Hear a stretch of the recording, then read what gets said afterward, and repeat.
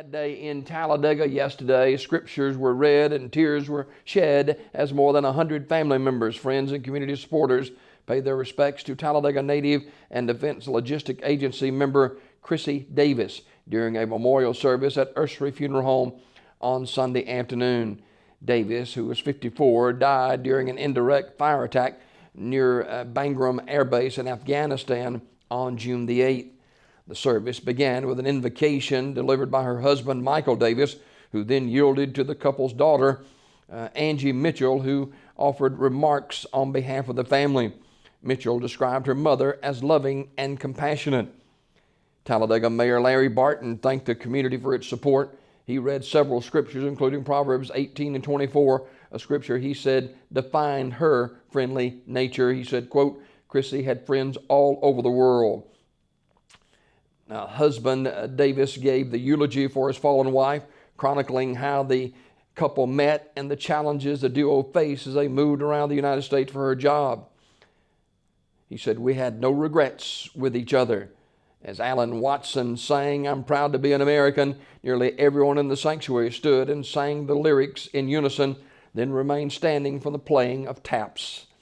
Members of the American Legion Post 312's Honor Guard removed the flag from Davis' casket and performed a flag folding ceremony. The flag was presented to Davis, and 3 more flags were given to Davis' father, Leon Kissick, mother, Grace Kissick, and Mitchell. The family also received 4 awards earned by Davis for her service, each authorized by the U.S. Air Force Lieutenant General Andrew Bush, Director of DLA. The Secretary of Defense Medal for the Defense of Freedom, the Secretary of Defense Medal for Global War on Terrorism, and the Armed Forces Civilian Service Medal and the Exceptional Civilian Service Award. According to the citation accompanying the latter honor, quote, Davis lost her life when her vehicle was struck by an enemy rocket attack on the morning of June 8, 2015. Davis made the ultimate sacrifice in service to the Defense Logistics Agency, the Department of Defense, and our nation. U.S. Army Brigadier General Stephen Shapiro, commander of DLA Troop Support, served as the presenter of each decoration. He said Davis' willingness to deploy to Kuwait and Afghanistan spoke volumes about who she was as a person. The Talladega County Sheriff's Office continues their investigation to the apparent beating death of a Talladega man whose body was found in his truck off Nottingham Road Friday night. According to Sheriff Jimmy Kilgore, the victim was been identified as Doyle Ivy Ingram, age 66, of Talladega. The cause of death appears to be trauma, according to Sheriff Kilgore Saturday, but the body has been sent to the State Forensics Lab for an autopsy. Kilgore said an area resident was driving down Nottingham Road Friday night when he noticed a red pickup off to the side of the road with the engine running. The man called 911 thinking there might have been an accident of some kind. Paramedics found Ingram's body inside the truck when they opened the door to check on him. Kilgore said deputies and county investigators then responded as well. Sheriff Kilgore also confirmed that the red pickup belonged to Ingram. Ingram's residence is in Talladega up toward Lincoln, Kilgore added. Ingram may have owned property in Alpine near where his body was found, however. This is the second homicide in Talladega County in 2015. Carrie Michelle Ingram was stabbed to death in March. Edmund Jeremiah Woods has been charged with murder in that case. It was not clear Saturday if Doyle Ingram and Carrie Ingram were related to one another. Anyone with information about the death should contact the Investigation Division of the Talladega County Sheriff's Office at 256-761-2141. 2 people were arrested late last week on marijuana charges after police were called to investigate a possible unlicensed business operating out of a van at the intersection of Alabama 77 and Alabama 34. Sheriff Busby of the Talladega Police Department said that 2 men were attempting to sell T-shirts and compact discs out of a van on behalf of Michael Knight Productions, a company which is in fact not licensed to do business in Talladega. Officers were making contact with the company to inform it of the need for a license. Busby said the 27-year-old appeared to be high while talking to the officer. He was arrested for possession of a bag containing marijuana and a pipe. The younger subject, who was 19 years old, also had a pipe and marijuana and was arrested for similar charges. Possession of marijuana in the second degree and possession of drug paraphernalia are both misdemeanors. 2 convicted sex offenders in Talladega County have been charged with violating the Community Notification Act in unrelated incidents. Willie Arthur Swain, age 58, was arrested last week by Talladega County Sheriff's deputies for failure to transfer residence. And Robert Marcus Limbaugh, age 44, was arrested by Talladega police and charged with failure to register in violation of employment restrictions. According to the state sex offender registry, Swain was convicted of the first-degree rape of an 11-year-old girl in 1992. He served just over 20 years in prison and was released in 2013.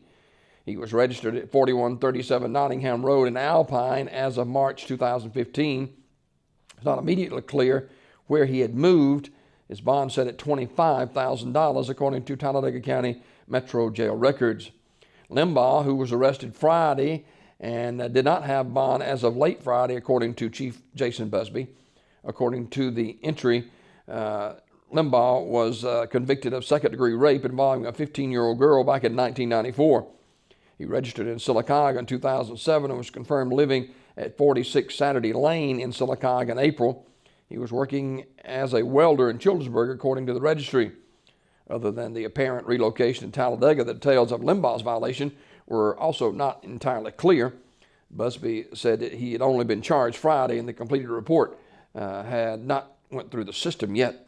Violations of the Sexual Offender Registration and Notification Act are Class C felonies in Alabama, punished upon conviction by 1 year and 1 day to 10 years in prison. In St. Clair County, a former Pell City teacher who was initially arrested in April was indicted on charges of having sex with 2 students.